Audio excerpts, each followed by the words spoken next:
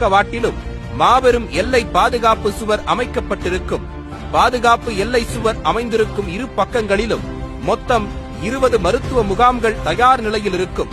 அனுபவம் வாய்ந்த மருத்துவர்கள், செவிலியர்கள் குழுக்கள் காத்திருப்பார்கள். தங்களுக்கோ அருகில் உள்ள தோழருக்கோ ஏதேனும் உடல் உபாதைகள் ஏற்பட்டால் உடனடியாக மருத்துவ முகாமுக்கு தெரிவிக்கவும். தேவை ஏற்பட்டால் மருத்துவ முகாம் பின் தயாராக இருக்கும் ஆம்புலன்ஸ் மூலம் உடனடியாக அருகில் உள்ள மருத்துவமனைக்கு கொண்டு செல்ல ஏற்பாடுகள் செய்யப்பட்டுள்ளது. ஆம்புலன்ஸ்கள் செல்ல பிரத்யேக வழித்தடம் இரு பாதுகாப்பு எல்லை சுவர்கள் பக்கமும் இருக்கும்.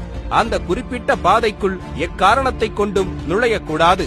ஒவ்வொரு மருத்துவ முகாமிலும் படபடப்பு, மயக்க நிலை போன்றவற்றிற்கு தொடங்கி கார்டியோ, ஆர்த்தோ மற்றும் தெர்மாகேர் போன்ற சிகிச்சைகள் வரை மேற்கொள்ளப்படும். ஒவ்வொரு மருத்துவ முகாமிலும் உங்கள் அவசர தேவைக்காகவும் சந்தேகங்களுக்காகவும் ஒரு உதவி மையம் ஹெல்ப் டெஸ்க் அமைக்கப்பட்டுள்ளது.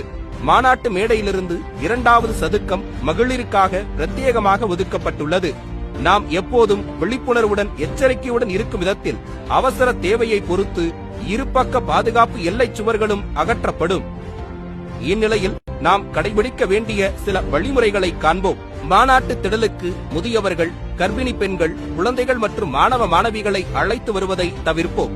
மாநாட்டு வளாகத்திற்குள் தொழில்நுட்ப கேமரா மற்றும் ட்ரோன்கள் உபயோகிக்க அனுமதி இல்லை. பட்டாசுகள் உள்ளிட்ட பொருட்களை மாநாட்டுக்கு கொண்டு வர வேண்டாம். கழக தோழர்கள் இருசக்கர வாகனங்களில் வருவதை தவிர்க்கவும். குடிநீர் குழாய்களை உபயோகப்படுத்தும் போது தண்ணீரை வீணாக்க வேண்டாம். குழாய்களை பாதுகாப்பாக பயன்படுத்த வேண்டும். பாதுகாப்பு கருதி மாநாட்டு திடலுக்குள் அமைக்கப்பட்டுள்ள LED திரைகள், ஒளிபெருக்கிகள் மற்றும் மின்விளக்கு கம்பங்களின் அருகில் செல்வதை முற்றிலும் தவிர்க்க வேண்டும்.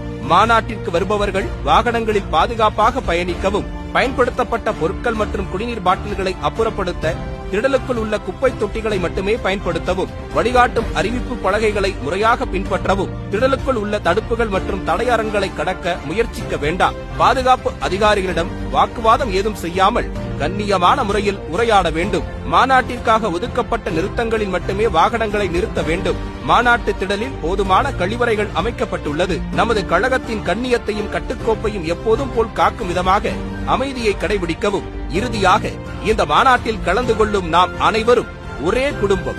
நாம் ஒருவரை ஒருவர் பரஸ்பரத்துடனும் நமது தோழர்களை அக்கறையுடனும் கனிவுடனும் பார்த்துக் கொள்ள வேண்டும். குழாய்களில் பிடிக்கும் தண்ணீர் முதற்கொண்டு தாமாக முன்வந்து கொடுக்க வேண்டும். நாம் ஒரு குடும்பமாக நமக்கான அரசியலை நமக்கான தலைவருடன் சேர்ந்து வென்றெடுப்போம். வெற்றி வாகை சூடுவோம்.